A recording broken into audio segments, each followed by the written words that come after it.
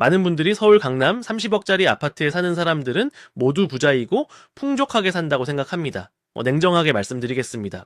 여러분이 지금까지 믿어온 그 모든 것이 착각일 수 있습니다.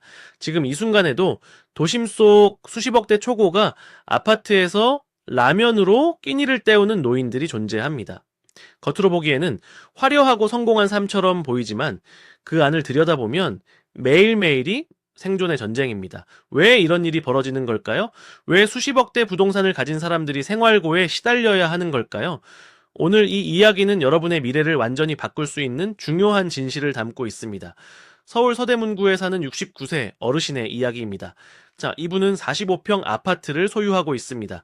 현재 시세가 무려 15억 원입니다. 10년 전 7억 5천만 원에 구입했으니 집값만 7억 5천만 원이 올랐습니다. 그런데 이분의 실제 생활은 어떨까요? 국민연금으로 매달 250만 원을 받습니다. 많은 돈처럼 들리시나요? 천만에요. 여기서 대출 원리금 150만 원을 내고 관리비와 각종 공과금을 빼면 실제로 쓸 수 있는 돈은 고작 60만 원에서 70만 원입니다. 한 달에 60만 원으로 어떻게 생활하겠습니까? 15억짜리 집에 살면서 하루 2만 원으로 생활해야 하는 현실입니다. 집은 있지만 빈곤층과 다름없는 삶을 살고 있습니다. 이것이 바로 하우스푸어의 잔혹한 현실입니다. 더 충격적인 사실은 이런 분들이 한둘이 아니라는 겁니다. 강남 3구에서만 30억대 아파트가 경매로 쏟아져 나오고 있습니다. 벤츠를 타면서 컵라면으로 끼니를 때우는 이른바 상류층 거지들이 속출하고 있습니다. 여러분은 이해가 되십니까? 수십억대 자산을 가진 사람들이 왜 이렇게 살아야 합니까? 네, 이들은 집을 팔면 되지 않느냐고 말하는 분들도 계십니다. 그렇게 간단한 문제였다면 이미 해결했을 겁니다. 자, 집을 팔면 양도소득세를 내야 합니다. 증여를 하자니 증여세 폭탄이 기다리고 있습니다. 주택연금에 가입하자니 자녀들과의 갈등이 두렵습니다. 그렇다고 지방으로 이사를 가자니 평생 살아온 터전을 떠나는 것이 두렵고 새로운 환경에 적응하는 것도 막막합니다. 결국 이분들은 15억짜리 집에 갇혀서 라면으로 끼니를 때우며 하루하루를 버티고 있습니다. 여러분의 부모님은 어떻습니까? 혹시 비슷한 상황에 처해 계시지는 않습니까? 아니면 여러분 본인이 지금 내 집 마련을 꿈꾸며 무리한 대출을 받으려고 계획하고 계시지는 않습니까? 착각하지 마십시오. 집은 자산이지만 동시에 부담이 될 수 있습니다. 부동산 신화를 맹신하는 순간 여러분도 30억짜리 아파트에서 라면 먹는 노인이 될 수 있습니다. 이것이 바로 대한민국의 왜곡된 부동산 시장이 만들어낸 비극입니다. 통계를 한번 보시겠습니까? 지난해 기준 상위 20%의 평균 자산 보유액이 12억 원입니다.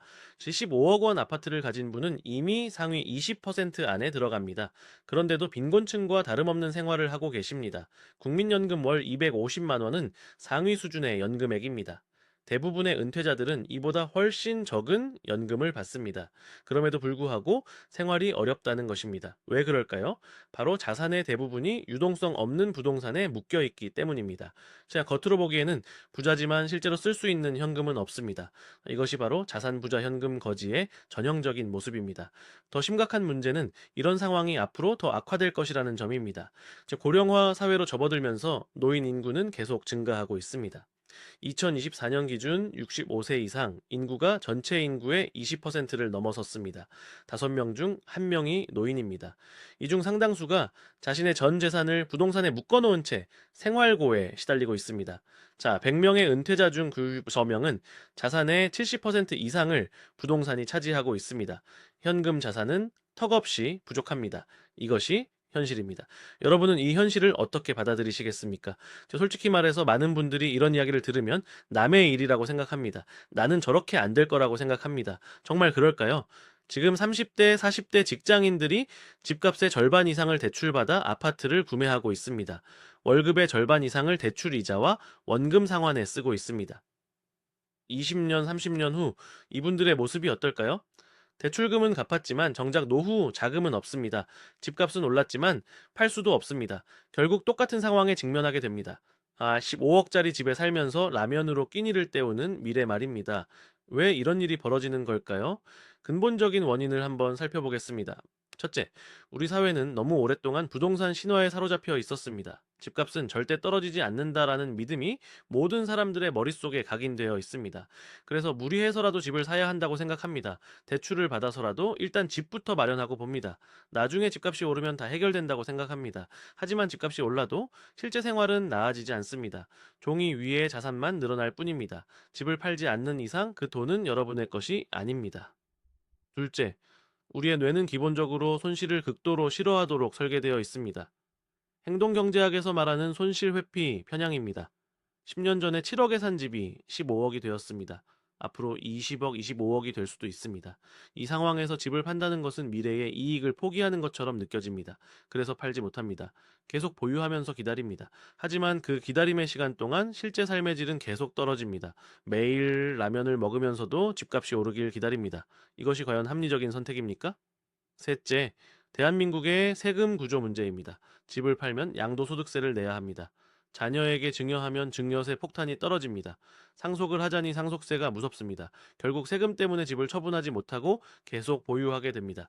집값이 오를수록 세금 부담도 커집니다. 종합부동산세도 매년 내야 합니다.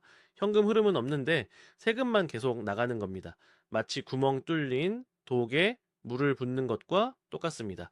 넷째, 한국 노인들의 특성도 한몫합니다. 평생 살아온 집을 떠나는 것을 극도로 꺼립니다. 익숙한 동네, 익숙한 이웃들과 함께 사는 것을 원합니다. 새로운 환경에 적응하는 것을 두려워합니다. 그래서 지방으로 이사하라는 조언에도 귀를 막습니다. 주택연금에 가입하면 나라에서 집을 빼앗아 간다고 생각합니다. 자녀들에게 집을 물려주고 싶어 합니다. 이런 심리적 요인들이 복합적으로 작용해서 결국 아무것도 하지 못하고 그 자리에 머물러 있게 됩니다. 그럼 이제 어떻게 해야 할까요? 해결책은 분명히 존재합니다. 하지만 용기가 필요합니다. 불편한 선택을 할 수 있는 용기 말입니다. 지금부터 제가 말씀드리는 세 가지 방법을 반드시 기억하십시오. 이것이 여러분과 여러분 가족의 미래를 지키는 유일한 길입니다. 첫 번째 방법은 자산의 유동성을 확보하는 것입니다. 부동산에 묶인 자산을 현금화할 수 있는 방법을 적극적으로 모색하십시오. 자, 주택연금이 제 대표적인 선택지입니다. 15억짜리 아파트로 주택연금에 가입하면 평생 매달 300만 원에서 400만 원을 받을 수 있습니다. 제 기존 국민연금 250만 원과 합치면 매달 550만 원에서 650만 원의 현금 흐름이 생깁니다. 이 정도면 충분히 여유 있는 노후를 보낼 수 있습니다. 주택연금은 여러분이 사망한 후에도 남은 집의 가치는 자녀에게 상속됩니다. 받은 연금액을 제외한 나머지 금액은 고스란히 자녀의 몫이 됩니다. 나라에서 집을 빼앗아가는 것이 아닙니다. 착각하지 마십시오. 주택연금은 여러분의 집을 활용해서 안정적인 현금 흐름을 만드는 합법적이고 안전한 제도입니다. 지금 당장 주택금융공사에 전화해서 상담을 받아보십시오. 제 두 번째 방법은 과감하게 다운사이징을 결정하는 것입니다. 서울에 있는 15억짜리 45평 아파트를 팔고 수도권, 외곽이나 중소도시로 이사하십시오. 5억에서 7억 정도의 주택을 구입하면 훨씬 넓은 집에서 살 수 있습니다. 남는 돈 8억에서 10억 원을 은행에 예치하십시오. 연 4% 이자만 계산해도 매년 3,200만 원에서 4천만 원의 이자 수입이 생깁니다. 한 달로 환산하면 270만 원에서 330만 원입니다. 국민연금 250만 원과 합치면 매달 520만 원에서 580만 원입니다. 더 넓은 집에서 더 여유 있게 살 수 있습니다. 물론 익숙한 동네를 떠나는 것이 두렵고 힘들 수 있습니다. 하지만 생각해 보십시오. 15억짜리 집에 갇혀서 매일 라면 먹으며 사는 것과 중소도시의 넓은 집에서 여유롭게 사는 것 중 무엇이 더 행복한 삶입니까? 선택은 명확합니다. 불편함을 감수하더라도 실질적인 삶의 질을 높이는 방향으로 가야 합니다. 세 번째 방법은 지금부터라도 현금 자산을 늘리는 습관을 들이는 것입니다. 특히 젊은 세대 여러분들께 드리는 말씀입니다. 집을 사는 것도 중요하지만 현금 자산을 쌓는 것은 더 중요합니다. 월급의 30%는 반드시 저축하십시오. 대출을 받더라도 월 소득의 40% 이내로 제한하십시오. 나머지 30%로 생활하고 30%는 반드시 저축하십시오. 20년, 30년 후를 준비하십시오. 부동산만 믿고 가다가는 결국 똑같은 함정에 빠지게 됩니다. 분산 투자를 하십시오. 부동산, 주식, 채권, 현금을 적절하게 배분하십시오. 노후에 필요한 것은 집이 아니라 현금입니다. 매달 쓸 수 있는 돈이 있어야 존엄한 삶을 살 수 있습니다. 15억짜리 집보다 매달 300만 원의 현금 흐름이 더 중요합니다. 이것을 명심하십시오. 자, 이제 선택은 여러분의 몫입니다. 여러분 앞에는 두 갈래 길이 놓여 있습니다. 첫 번째 길은 지금까지 해왔던 대로 그냥 가는 길입니다. 자, 부동산 신화를 믿고 무리해서 집을 사고 대출금 갚느라 허리가 휘고 노후에는 30억짜리 아파트에서 라면 먹으며 사는 길입니다. 편하고 익숙한 길이지만 결국 고통스러운 미래로 이어지는 길입니다.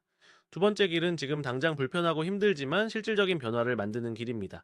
주택연금에 가입하거나 다운사이징을 결정하거나 현금 자산을 쌓기 시작하는 길입니다. 당장은 힘들지만 결국 여유롭고 존엄한 노후로 이어지는 길입니다. 어느 길을 선택하시겠습니까? 움직이십시오. 지금 당장 오늘 당장 주택금융공사에 전화해서 주택연금 상담을 받아보십시오.